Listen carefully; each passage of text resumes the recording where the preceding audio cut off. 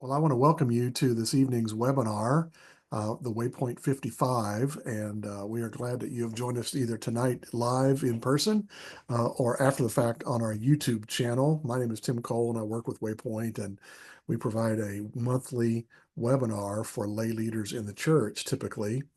And this webinar is really for people of either lay leaders or paid staff at the church, but a critical topic. But tonight's webinar will be completing for us our sixth full year of webinars, where we've been trying to equip lay leaders in the church to do their area of ministry even better. And so that would include elders and prayer team leaders, mission team leaders, safety and security teams, children's, youth workers, men's and women's ministry leaders, and so on. And they typically go a little bit in a rotation. The 6 years worth of webinars that we have are organized on our YouTube channel. Just look for Waypoint Church Partners on YouTube.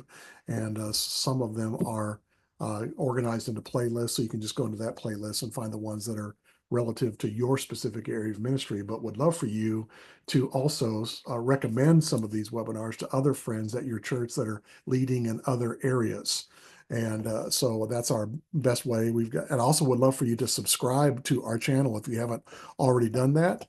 You can like our channel, subscribe, like any of these videos, then subscribe to the channel, and you'll get a notification on your YouTube slot that the next newest webinar has been posted to this channel. Of course, we always want to thank Mid-Atlantic Christian University, who has been our sponsor all along since the very beginning. 6 years in, we serve churches and leaders in a similar area of ministry. Waypoint exists to serve the churches among our family of churches in the Mid-Atlantic. And so Mid-Atlantic Christian University obviously is a critical shared ministry partner of ours. So we're thankful that they've been our partner all along. Last month, the webinar that we did was the 7 top finds or findings of a church secret shopper. If I were to come visit your church, here's the things that we're most likely going to find and that you could work on. And then next month, about this time on the 24th of March, a little over a month, we'll have Phil Murdoch, who leads one of our church plants in Toano, Virginia, near Williamsburg. Good size church plant, but also FEMA director and fire chief. And so very qualified to help churches understand safety and security topics that could be helpful. And this one is particularly if there's ever a time to have to evacuate your church, do you have a good solid plan for that? And so, but tonight we're talking about raising up teenagers in your church. And so we are glad that you're joining us for this topic in particular tonight. And as we do that, it just makes me think of historically back about where did we get to the point where our pipeline conversation is ongoing about how thin our pipeline is or how dry our pipeline is. Waypoint gets to help lots of churches in our region. There's more than almost 550 churches in the Waypoint footprint that we have the opportunity to serve. And almost daily, we get a connection from a church looking for a particular staff person, whether that's a senior minister or youth minister, worship minister, practically anything, and saying, do we have any recommendations? Waypoint does have a service where we help hire senior ministers. Most churches don't have a good solid plan for that. We can work on a contract together to where we develop a good plan and then get coached through that plan until you hire a good senior minister. And we get to help 2, 3, 4 churches a year, sometimes more, to hire their next senior minister. But this constant question is coming up is where do we find our next children's minister? Where do we find our next worship person? Where do we find any youth minister as much or more than senior ministers? And so looking back, I love to kind of reverse engineer history, and I don't know what happened exactly to our Bible colleges. Of course, we know that our Bible colleges are now, they've become Christian colleges, then Christian universities, and you can try and figure out what happened there. But there was an era about 20 years ago or less that our Bible colleges were chock full of youth ministry majors in particular. And before that, the ministry majors or preaching majors was the largest ministry major at the college, and then it switched to youth ministers. And then all of a sudden, that changed as the colleges quit focusing primarily or exclusively on ministry. Then a bunch of other areas started becoming the primary areas, and our ministry departments got significantly smaller. And so now, a generation later, we're in this zone where we are looking for where is our next generation of church leaders, particularly paid church leaders, going to come from. And so that's an ongoing question that we have. And so we're kind of discussing that tonight. Part of the issue, I'm old enough to go back to the era where in my early childhood, it was churches that sent their kids to Bible college or for ministry training.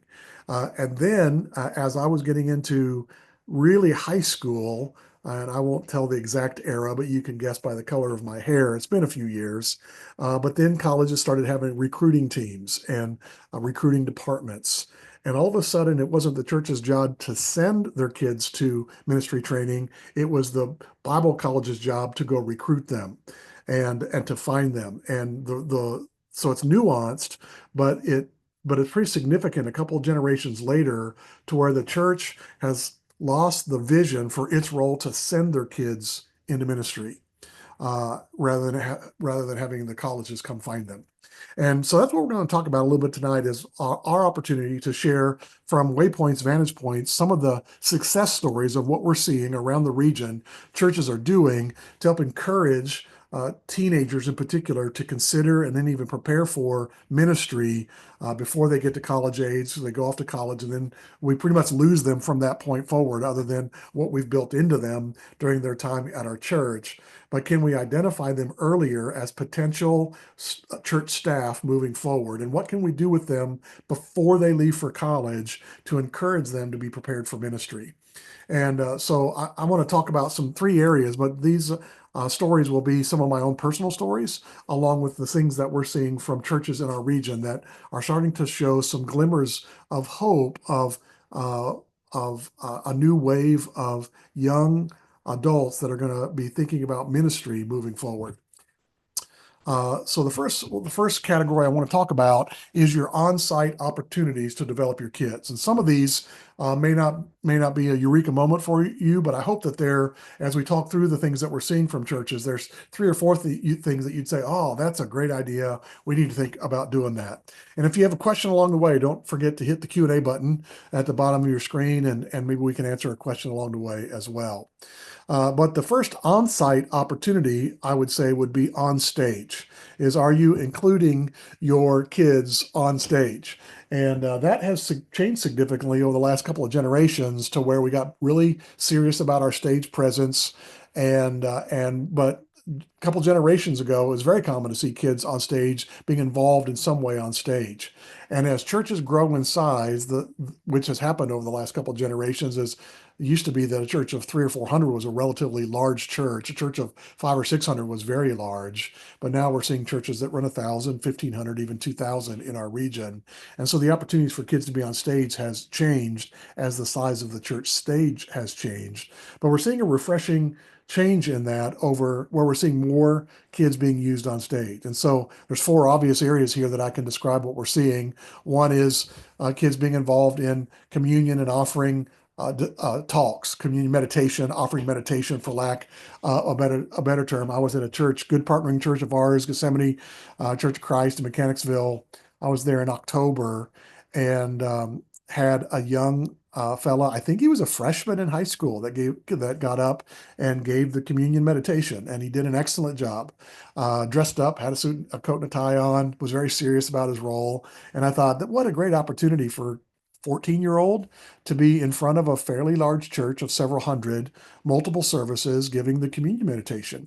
Or you could give the offering meditation if you got a stock thing, and they could talk about here's an area of ministry that your church supports when you give every week or every month at our church, that they help the homeless shelter or the pregnancy crisis center or whatever. They could talk about that a little bit. And along with that is, and I don't have this on here, well, it will be on the next slide, but to do that in video form as well is to involve younger people in your videos. Similar to that would be a lot of our churches in their programming will now have host that gets up after the first song or two, welcomes people to church, gives instructions for guests what they're going to be doing and how they can fill out their Connect card or get involved, or those kind of things will happen early in the service, and that could be occasionally someone that's seems to be well suited for that, a teenager. I remember years ago one of my daughters was given that task during a youth Sunday, and it's the first time I'd ever seen her on stage, and she knocked it out of the park. I was like so proud as a dad that a 15, 16-year-old kid would just get up in front of a bunch of adults and do as well or better than most of the adults we had in that role. And so I wonder if you've got that vision for, can we provide space on our stage for our kids to be involved rather than only adults? Of course, the next level of that would be to actually involve kids in some way, to speaking on stage, preaching on stage. Back in the old days, of course, we had Sunday night service still. And so any good preacher was thrilled to have any teenager take one of those 52 Sunday nights that they had to fill in their calendar, rather than having to write and preach 2 Sundays on the same weekend, Sunday morning and Sunday night. If they could give that away to a missionary or to a teenager or for Youth Sunday or whatever. My first sermon, obviously, like most guys my age, was on at a Sunday night service. And I wrote that sermon. I thought it was going to be 35, 40 minutes. And I think it was a total of 8 minutes when the time I got done. And so it was a very short service, which nobody on Sunday night cared a whole lot about. There's no such thing as a bad short sermon, the saying goes. But providing kids as they develop their skills on stage to actually join you. It could be a part of a sermon. Is that, hey, I've invited so and so to come up and do this part of our sermon for us, and kind of wean them into 5 minutes or 7 minutes, or have a panel of two or three kids that would each take 7 minutes each, wrapped around an introduction and a conclusion or something like that. But when you do that, you're kind of afraid of how well are they going to do on stage. But I can tell you from personal experience, seeing kids on stage, that all the adults are rooting for the kids way more than they're rooting for you to do well. And so even if they're just about average at best, all of their adult friends and family members are going to be so proud that they're up there on stage. And so could you consider having kids doing the speaking? Of course, a lot of churches that we're seeing the worship band on stage, and are you including kids? I've got a picture. I was at a church just a couple of weeks ago at another church in Mechanicsville, Grace Christian Church, and I took a picture, grabbed a screenshot. I preached later in the service, but they've got about 8 people on stage, 3 teenagers, and I thought that was a really good mix there. Several adults, but 3 teenagers on stage, and I get to work with a lot of churches, or we do. One of the services that we provide is some consulting services for churches, and trying to create a strategic plan to revitalize their church and reach younger families. And one of the exercises that we always do is I have whoever's in charge of the worship to tell me what is the average age of the person on your stage for the last 3 weeks, to literally go reverse engineer who were our volunteers the last 3 weeks on stage, find out their age within a year or two. Some ladies you might not need to ask exactly what their age is, but do an average age. And you are making a statement to the people that visit your church uh, by the average age of the people they see on stage. And so recently, I was working with the church, and their average age at their church was about 50. And can you believe it that the average age of the person on their stage was about 50 within a year or two? And it's no surprise that they'd like to be younger, but everybody on stage is on average, not exactly all of them were 50, but the average age was about 50. And so involving younger people on your stage is good for that as well. But then the significance of the kids having to come and have that responsibility to practice, to come to worship practice on Thursday night or Saturday morning, and to be part of an adult team is a real honor for a lot of kids. And they get vested in doing worship well at the church, and they get the idea of what that's going to look like. And when they go away to college and grow up and start becoming a member of a church in their adulthood, they've already had that experience where they've been on stage several weeks. It's already broken the ice. And unfortunately, they may not be the worship leader at your church in 10 years, but they're going to be worship leaders at somebody's church in 10 years. And you will receive the same from other people's churches at the same time because of that. And so that would be the question, is how are you involving kids on your stage in any kind of regular basis? This is probably the most obvious way that you can do this, is your on-site opportunities on stage. But on top of that would be your backstage then, is are you involving kids in other areas other than what's obviously on stage? Your tech, your sound, media, and then AVL, um, your audio, visuals, and lighting. And so most churches now have a team of people back near the back that are doing sound and lights and computers. And for a lot of churches, just out of pure necessity, they're using teenagers. But you do it strategically, where a kid could not envision themselves ever being on stage in front of a bunch of adults, but they would be great at and wired for being responsible and prepared to do a good job. They have to be trained. I see some churches where they throw kids in there and just say, kind of figure it out, but to be trained in those areas. Sound is a little tricky, but I've seen good sound, but particularly running the computer and the projection, running the slides. We've got a 5-minute instructions on how to advance slides correctly that you'll find on our YouTube channel as well, and would advise you to have anybody at your church, not just the teenagers, to watch that, to learn the art of advancing slides. Almost every church that a visitor goes to, the first thing you see is that the slides just are not quite on time.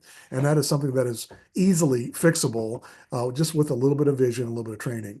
But on top of that would be lights and tech, video streaming, that someone's got to take care of that. All those things, you could strategically use that for kids in your church to feel like they are just as involved in the ownership and the responsibility of producing a quality worship service for your church as the adults are. So that's the second area. The third area that I'd say is, it might be new to a lot of churches that would be watching this webinar tonight, but as we get into talking about your church's social media presence and your first impressions, that people see your first impressions now not by visiting your site, but by seeing you digitally online. And that can be your website, but with um, uh, most situations now, the algorithm, Facebook has captured the algorithm to where people, when you uh, Google search on your church name, your Facebook page will come up before your website in most cases. And so they're going to see, they may click on your Facebook page. And are you seeing your Facebook page as a first impression for guests who are seeing your church for the very first time? And one of the things that you can do for that is to have a team of people. And I think a team of 3 is ideal. I think a team of 3 is the best thing going in the church. Teams of 1 or 2 get burned out and they want to quit after a while. Teams of 5, 6, and 7, they always feel like, oh, somebody else can do it. But it seems like a team of 3 people is the perfect size team that they can sub for each other, they can collaborate with each other, but they feel like they're really getting something done. But to have a photography team for your social media. And so most of our new churches, you'll see a post of some number of pictures, usually 5 or 6, maybe a few more every week, of, hey, here's what you would have seen had you come to the church this week. I got an example of one of our churches, and there's a little bit of a formula that you would need to teach your photography team. I want a picture of worship. I want a picture of our lobby with smiling faces. I want a picture of kids having a good time. Often it's with the kids' faces, not seen like in this one. And usually there's one of preaching as well. Here at this one, they don't have to happen to have one, but they have got an outdoor, a bunch of smiles, indoor bunch of smiles, kids, and worship. And so it gives a real quick first impression. And you do this every week. So a visitor, when they come to your Facebook page or your Instagram feed, this is what they're going to see. And it just takes a little bit of work to gather a team, but there would be lots of kids that would love to be a part of this team, that if you give them, this is what I'm looking for, these kinds of photos, uh, and um, and I want them posted by this time, that you can release them to do that. And they would be involved in a very significant ministry of the church, which is warmly welcoming new people into the church. And they feel like they're helping the church in a significant way. It's kind of introverted evangelism, as one of our church planters likes to say, is by doing this area of ministry, people will come to our church and they'll find out about the grace and love of Jesus, and we may see them in heaven someday because of the first impressions that we make digitally before they come to our church. And so that's a team that wouldn't have to be exclusively teenagers, obviously, but it's a place that teenagers could very easily be involved in a team. I'd encourage teams to have adults, also not just only have a bunch of 15 and 16-year-olds, although that could be good, but to involve teenagers on a photography team to be posted to social media. So the fourth one would be your first impressions or your guest services team. We visit a different church every Sunday. Our church staff does. I'm probably in 45 different churches a year, at least 40. And very rarely do I see any non-adults on the first impressions guest services team, just because there's not a vision for it. And it's another place that would be very easy to train and equip teenagers to be involved in a significant area of ministry, and would be a little noteworthy to a guest as they arrive of, oh, it's great to see teenagers being active at this church. And so if you've got kids that are teenagers that would just die if they had to be up on stage or speak on stage, even more than that, but to involve them in whatever area of your guest services, guest ministry, whether that's opening the doors or helping with traffic or helping with the coffee or whatever area there is, that a 14, 15, 16-year-old can do that just as easily and be trained just as easily to be involved in that. It makes a great statement to people coming to the church to have them. Of course, you can have younger ones. I think it's great to have little kids opening the door for you, and it's always a smile when you see littler kids. But to have teenagers being involved in driving the first impressions of your church is a significant role in ministry. The last area then is your creative worship planning team. And if your church has this, where your staff or others get together once a week or once a month or once a quarter to plan out your worship services, to involve teenagers. And I'm an advocate as a former creative arts director and then a church planter that did creative programming, to involve a number of people with a variety of backgrounds to your planning, because your creativity is completely restricted by the number of people in the room. The more people, the more thinkers you've got about what can we do creatively to make this a meaningful service. And so involving teenagers that are responsible, that could get the idea, be mentored and trained into what is the purpose of this team. They could bring a lot of depth and perspective for what is a 15 or 16 or 17-year-old going to think about this sermon series and the individual topics of this sermon. This one doesn't make any sense, or why are we not asking this question to be answered in this sermon series from the perspective of a teenager. They can also help fill in some of those cultural questions that could be added during that. It's like, so who was that guy that sang during the Super Bowl halftime? Kendrick Lamar. What I didn't understand a word he was saying, as an old fuddy-duddy. And you can ask that question, who was that? And then you can refer to that in sermon series to make the preacher actually look like he halfway knows modern cultural references, and not just have all of your sermon illustrations predate World War II, which I've had preachers that their sermon illustrations seem to end with the Normandy landing, and after that it was pretty much over. And so having younger people could not only be teenagers but college students. And so to do that, you've got to be able to have your programming time at a time that teenagers could come. And so for a lot of churches, this is a staff exercise, 10 o'clock on a Tuesday morning or 2 o'clock on a Thursday afternoon. But if you could orchestrate this to be at a time where teenagers, college students, or even lay people in the church could be a part of your worship planning team, they will be honored to be a part of that team. They'll come energized, they'll come ready to give input because they've made a sacrifice to be there. They've gotten off work an hour early, or whatever time you choose, that they'd be a part of that. But choosing teenagers would provide a lot of depth to your worship and sermon programming. But also what they do is they develop those kids to see kind of behind the curtain of Oz. They get to see what ministry looks like for the people that are doing the work of ministry at your church, rather than just being spectators sitting in the row with their parents every week. Now they've become engaged workers in your church. So those are the 5 areas that I would say are on Sunday morning on site, there on Sunday morning where you could strategically try and include kids, teenagers in particular, and get them accustomed to driving ministry at your church. So as they grow into adults, that's not a mystery to them. It's not scary because they've already done that before. If you think about, like all of the talent shows that you see on TV, that there's a bunch of them now, but you think about all the singers out there, and even in your previous generations, and they tell their story about when they started singing, how many of them was it because they started singing at their church, on stage at their church.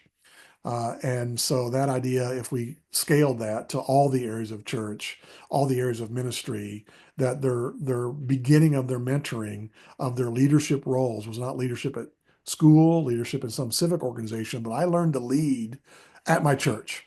And what a great opportunity it is for us to play a role in developing that. And I've been in ministry for 30 plus years now and have had a lot of great things happen during ministry, but there's probably never nothing better looking back in ministry as to look back at those kids that became Timothy's of your church, that they went off to ministry training and are now serving in a church on staff or even in significant roles where you say, hey, I had a little part to play in them being prepared and equipped and confident enough to be leaders in the churches where they currently are. And you will forget a lot of things that happen in ministry in 10 or 20 or 30 years, but you'll look back and some of your best stories will be the teenagers that you raised up into ministry. And so, but it takes a little bit of time to identify them, to give them encouragement and confidence, to wean them into it with little baby steps. Why don't we start with this and then do a little bit more and a little bit more? What would that look like? The church plant that I was in, the worship minister that we had for years and years was great at this. He'd get one teenager and they would stand like at the back of the stage and just play the guitar, and you barely notice that they were there, but then they'd get a little bit more prominent role, and then a year later they would lead one worship song, and then they'd go back to their corner, and then eventually you've got these teenagers now that are leading worship for all the adults, but it takes 2 or 3 years to get there. But if you can take baby steps to get them in there, you'll be surprised at how many kids really develop into strong leaders in your church. Well, the second area I want to talk about then is not just on-site opportunities, but other things that are not on stage, but are not regular every Sunday morning volunteers. And so for the first of that would be annual youth services, youth Sundays. And again, as our churches have grown, we've kind of gotten away from this practice to where we've got youth services. And even if you're in a larger church, I'll tell you, this will be one of the favorite Sundays of your church if you reinstitute having youth services, where you've got teenagers leading worship, playing in the band, doing the announcements, the community meditation, offering talk, the offering talk or offering thought, doing the speaking of the sermon, doing all of that. We did a podcast not too long ago, about 6 months ago. I don't know if you're familiar with the Waypoint podcast, but they're 100 episodes in. Episode 81, I believe, talked with trying to remember uh, Reagan from Ecclesia Church in South Carolina, and it was a talk about Gen X ministry, and they have a month every and this is a large church of like 1,500 that do a month of youth services, children's, teens, college, and special needs. And so it's not one Sunday; it's a whole month, and the church grows during that time. Everybody loves to be there. Again, they're just so excited. Everybody's very forgiving and excited for them to be leading. And so have your annual youth services, and again, break the ice for people being on stage, and use it as a mentoring time. It's not just throw the kids up for a week, but back up the calendar and start meeting with these kids that are going to have significant roles, and use it as a mentoring opportunity for the worship leader. How are they going to lead the band to get them prepared for that week? The speakers, what an opportunity to kind of, hey, you make the outline, let's talk through that together, let's practice that together. Let's have you come preach this in front of 2 or 3 people and give them some input, and the mentoring that happens before that, and then even mentoring that would happen in any debriefing after the fact. Let's have a pizza party after church and say, okay, how'd that go, and what were you scared about, and what was the fun part, and give some really solid input. Even personal input one-on-one could be really significant in involving teenagers and training them up for ministry in your church. Of course, another area would be sermon editing. This could happen on two areas, but the primary one would be, again, asking a pretty detail-oriented teenager, hey, if I texted you the manuscript of my sermon, if I emailed that to you, teenagers don't use email. If I texted you the sermon, would you look over that and give me an illustration that's more timely than the ones that I have? Or is there something that's confusing to you or whatever? And there are some really sharp teenagers, and maybe it's in a rotation to where they don't have to do it every week, but once a month they would get your sermon and read it and say, "Oh, it looks good," or and then take their input and try and use it, whether you agree with it or not. But you're letting a teenager have the opportunity to think about the sermon and what it's saying to the congregation, and what kind of a mentoring role would that be, over and above giving them opportunities to preach on stage, is to read your sermons in advance and to give input on what they think about that. And that takes a little bit of extra energy for the preacher to be able to do that. If you're a preacher listening tonight, a lot of this would be instigated by you, but there are other leaders and mentors in the church, in many of these roles that could be using this advice, but this one's for the preachers in particular. Another thing I would suggest for your youth group is to start a youth leadership council or a youth leadership team. And I've seen some churches in the region do this. I think we got away from this. When I was a little kid, we went to a church in Iowa. My dad was military, and we moved around to a different church every 2, 3 years. But one of our really healthy churches that we went to had a youth council, and there was a president and a vice president of the youth group.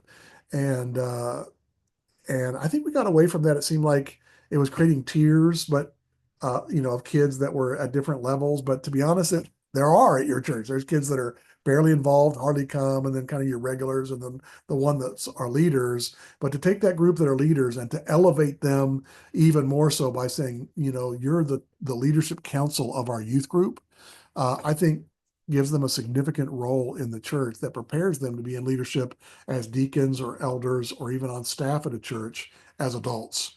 And they'll probably be leaders if they go to college and a part of their campus ministry at college, they'll just very naturally dive into that role there because they've been doing it for a couple of years at their church already. And so seeing churches have leadership councils or leadership teams again, after having not seen that probably for well over a decade, I've seen that more recently. One area that is kind of on-site, it's actually kind of off-site, but I think it's on-site, and here's why, is to have youth mission trips where they go to Ensenada, Florida, or California, Mexico, or to other areas of the Dominican or whatever, something relatively easy to get to and cost effective. But for me, it's not so much about the mission trip, it's about the mission training that you do and mentoring before they go. We've got a great mission partner here in our region, Bridge Christian Church, that my family's a part of. And the teens often go on mission trips, but they write and prepare like a VBS for the ministry that they're going to. And then they do that at the VBS or with the kids, maybe on Sunday morning with our kids first, so that they've gone through the material live before they go on the mission field. And so the mission trip is not a week, it's 6 months from the beginning of the recruiting of the kids and then and so it's a mentoring program that ends in a mission trip, but it's really teaching them to write a curriculum, to put on a church event for this, to go on a mission trip, to go through debriefing about what worked well, what worked not so well, what we changed the next time. And that's taking youth mission trips to a whole new level by using it as a mentoring opportunity for the kids that go. Again, if you've got any Q&A that we'd like to get into, would love to hear from you. Hey, what about this or what about that? Hit the Q&A button as we go along. Probably the most familiar one for other on-site opportunities is having peer Bible studies, that you got youth-led Bible studies. You can have adults there, and again, it's a mentoring opportunity where I wouldn't just necessarily let the kids lead a Bible study with no oversight, but to have that oversight happen, on it in advance. That the kids are gonna have 6, 8 kids on a Tuesday night. That's going to be led by an upperclassman, but then there's somebody at the church, a youth sponsor or a parent that goes over that with whoever's going to be leading that in advance on Sunday after church. They take a look at their outline and make sure it's going to be okay. Have someone there that watches and make sure it's going. But to have the discipleship skill of having to write and then present a Bible study and be able to answer questions that are brought. What a great skill for future ministry leadership that can be fostered for kids that are 14, 15, 16, 17 years old. And more recently, the obvious thing is to have youth sponsors that are all adults and that the youth sponsors lead the Bible studies. But I would rather have the youth sponsors overseeing the Bible studies that the kids lead themselves with mentoring.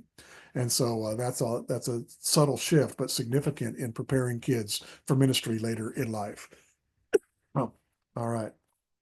So those are the two areas on site, that on stage on Sunday morning, and with the photography team. The other one would be a video team with not only your video streaming but making church videos.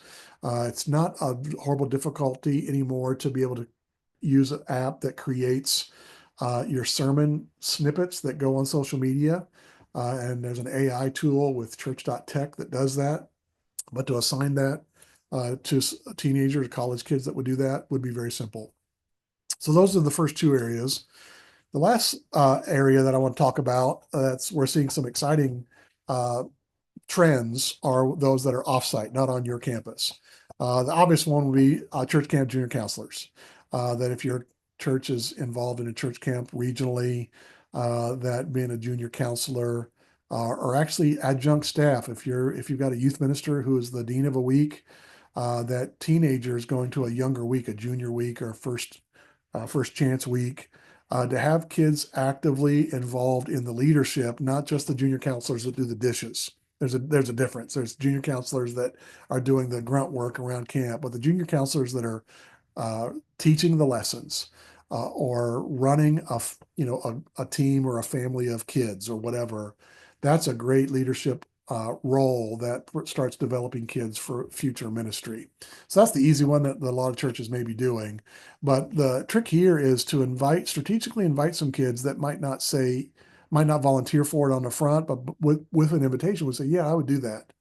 And if they don't have a job for the summer, or if you ask them, they'll happily take a week off their job for the summer to go do this. But if they don't have a job for the summer, they'll go work with you and do a great job. Another area that I would talk about is taking your kids on Christian college events, whether that's at MacU, one of our ministry partners, and these are those events, winter weekends or whatever, that gets the kids on the college campus. That's one way to raise up your kids for ministry, is for them to take them physically to the college campus. It's hard to say I want to go to a college that I've never been to. And this goes back generations. I'm getting really old now, and I remember my youth minister taking me to the winter weekends at the local Bible college. And so when I started thinking about should I go into ministry, it was not a mystery what the college campuses looked like. And I went to more than one college that I visited during my high school years. And so take a look at for those and in your region. And then you've got to invite kids to go. Let them know in advance. Maybe if there's a cost, scholarship the cost for them, so that they can easily say yes, and take a good crew with you. Another area would be ministry seminars, is to invite kids to go with you on the ministry seminars that either lay leaders or particularly church staff go on. If there are midweek seminars, like the one, or weekend Saturday morning ministry seminars, is not only invite the adults in your church to go, but go into the youth group and invite your key youth leaders to go with you.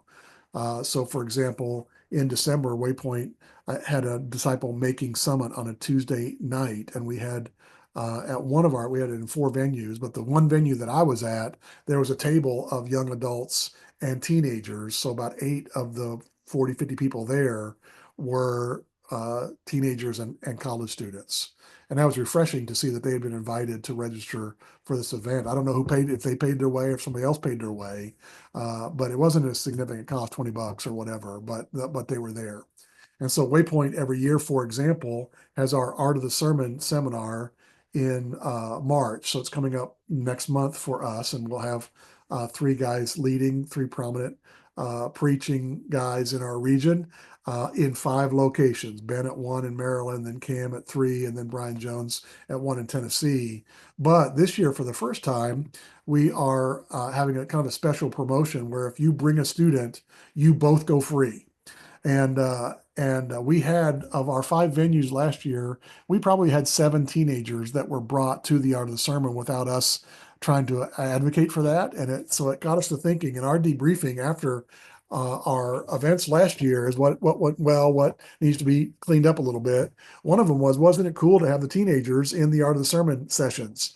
And so we decided that we're going to try and promote that. And so there is a special promo code that we can send you if you bring a teenager with you, that you both go free. And I was visiting another church of ours, good partner church of ours, recently. And I was talking with the preacher after church, and I said, "Hey, are you coming to the Art of the Sermon in March?" He's like, "Yeah, I think I'm coming." I said, Did you hear about our promotion?" And he's like, "No." I said, "If you bring a teenager, both of you come free." And he's like, "Oh, I got a couple teenagers, would love that." And they'd love to get away from school for a day. And this is a good dude, but it didn't even dawn on him without a promotion to say, "Hey, bring a couple teenagers with you." And it made us think, yeah, that if we could somehow get a vision for looking in your church and seeing, are there any kids out there that I need to invite to something, to have them tag along with me as I do ministry errands, or if I do ministry visitation at the hospital, to have a teenager come along with me. If I do some other event with me, could I bring them with me, and they would see what the life of ministry looks like behind the curtain of Oz a little bit. And so that's one example, but it's the idea of looking in your church and thinking, oh yeah, I could invite so and so, and they would love to come. So that's the Art of the Sermon. Another one I would say would be high school ministry cohorts, which is kind of a new thing, or at least a new expression of something that's been around. And what I mean by that is there are, just in the last couple of years, a vision for having cohorts of ministry-minded, ministry-interested teenagers to be part of something outside of their church, to collect them in a group so that they realize, I'm not alone. I'm not the only one. Because when you decide as a teenager, I might be interested in ministry, it is a hard thing to start saying at your high school with all your peers, yeah, I think I might become a pastor when I'm grown up. And so to have a group of kids that that have a similar interest gives you the courage and the encouragement to continue down that path, because you've got other people that say, yeah, me too. So one example of that would be the Young Leaders Program with the Carolina Youth Convention. And they started this cohort this year, 18 kids. It's a chapter in Eastern North Carolina. They're in 4 cohorts that meet monthly in Zoom call, and they've got retreats that they go to, and a mentor at their church that meets with them monthly as well. And it's a great year-long program to say, hey, if you're interested in ministry or missions, in your adulthood, let's be a part of a 1-year program that can help you get there. And so Waypoint is partnering with the Young Leaders Program to help facilitate and encourage this program that brings kids into ministry. And so their second year signups will be happening very soon. You can go to the Carolina Youth Convention website, and then you'll see the tab for the Young Leaders Program, and you can sign up your teenager to be a part of this. We're starting a second chapter next year that would also include Central North Carolina, and then we're hoping very soon to be starting a Virginia chapter of this as well, and scale it as we're able. And so that's one example. Another example would be the Pursue weekend at Johnson University. Pursue is specifically for kids anywhere in America, but particularly in the broader Johnson sphere of influence. If you're a high school student interested in ministry, you can come for a weekend, Friday, Saturday, and Sunday, that's just for those kind of kids. And last year they had 80 kids that came from all over this part of the United States and beyond, to say, yeah, I'd be interested in ministry in the future. And one other example of this that's relatively new is the Enter Mission program that's part of ICOM, the International Conference on Missions. And a friend of mine, Chris Irwin, leads that program, but it's a gap year program for kids doing a year before they go to college. This year, they've got about 15 kids that are now serving all over the world in a 1 year gap year program. I think watching on Facebook, half of them are in Belize right now, and half of them are in Thailand, and then they move around every 3 months. It's hard to keep up with all they're doing, but a great program for kids that are not yet in ministry, but that are interested in missions and finding purpose in their life and direction in life before they go to college. And so those are all relatively new programs that are equipping kids, getting them ready. And so if you can look for these programs, whether it's Intermission or Pursue or Young Leaders Program, to get them interested in missions. The other thing I'd say as we're finishing up here is to create summer internships at your church. This is something that we've seen several churches do in our region, where there are a lot of churches that will try and get a summer intern from the Bible colleges. And but they're hard to get and they're hard to pay for. And you get a kid that comes for 10 weeks and it takes him 2, 3, 4 weeks to get it acclimated to your church. And the last week he wants to go home, or he or she wants to go home before they go back to college. And so the effective time they've got there is just a 6, 8 weeks at most. And but to find those kids that are 16, 17 years old that say, hey, would you be a youth intern or a creative arts intern or a worship intern at our church for the summer?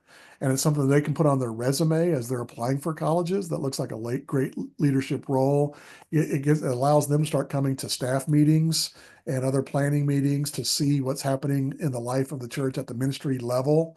And I shouldn't say this loud, but they're way cheaper than bringing a kid in that's from a college that has to come and find housing for the summer and pay them a little bit. You still want to honor them with some kind of pay, but they're probably going to live at home, so that part's taken care of. But they will take it very seriously. Give them a job description and weekly objectives and readings to do throughout the summer, and conferences to go to. They can serve at church camp, like we already talked about. But it's the idea of, I'm going to be mentoring my teenagers in significant ministry roles, and some good fraction of them, some good proportion of them say, you know what, I could do this at my church moving forward in ministry.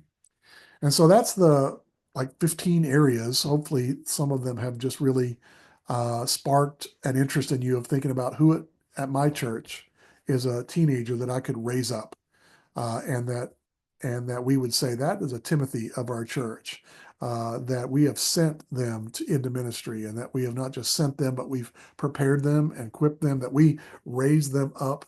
And now they're in ministry, and you'll look back 10, 20 years from now and say, we helped that person do greater things because of the opportunities we gave them to develop their ministry skill set while they were part of our church. So we're glad that you've been part of our webinar tonight. Of course, I referenced our podcast. Hopefully you have checked out our podcast. I'm now more than 100 episodes in, 4 years old. One with Ben Kacharis just dropped last week, who will be speaking at one of our Art of the Sermons coming up. And so we hope that you check that out as well. But we also hope that we'll see you in future webinars like the one we're doing next month for safety and security with Phil Murdoch, and then even more ministry related webinars that we do for the rest of the year. But thanks for joining us this evening. I haven't gotten any questions so far. So I don't know if there's any opportunity for a question from someone in the live version tonight.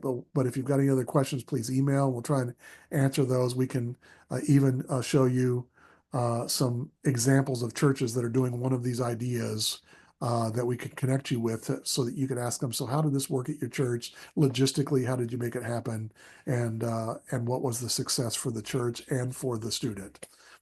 So we hope you have great success at raising up the next generation of leaders in our church. And looking back, I hope, Lord willing, 20 years from now, if the Lord hadn't returned, we look back and see a whole new wave of a generation raised up for ministry compared to the last generation where the pipeline has kind of run dry, that we have turned the tide, we've turned the spigot on, and then all of a sudden the church takes on the role of raising up the next generation of leaders.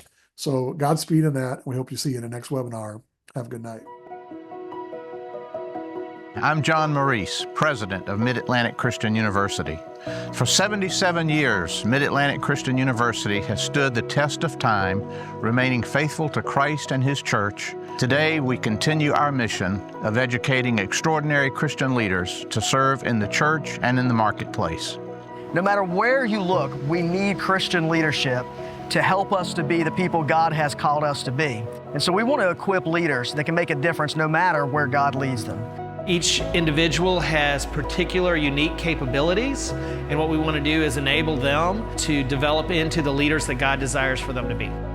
Our department is to try and help people to see themselves in God's story and to strengthen their ability to continue to use God and the Bible in their own ministry, whatever that may be.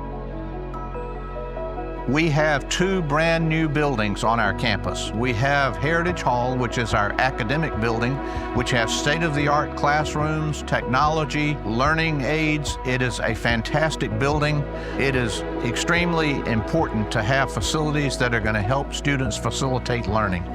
We also have a brand new dining facility, Alligood Commons, and the Mustang Cafe.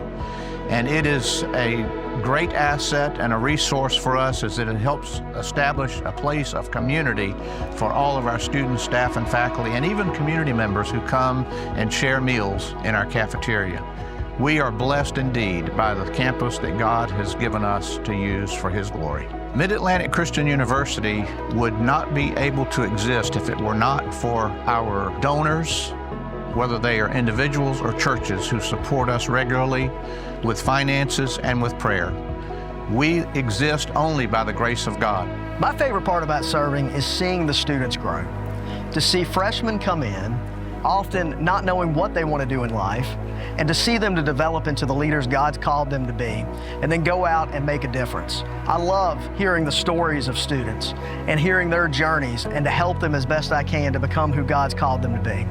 I am excited about what God is going to do to impact the world through this institution, and Mid-Atlantic is glad to be a part of God's plan.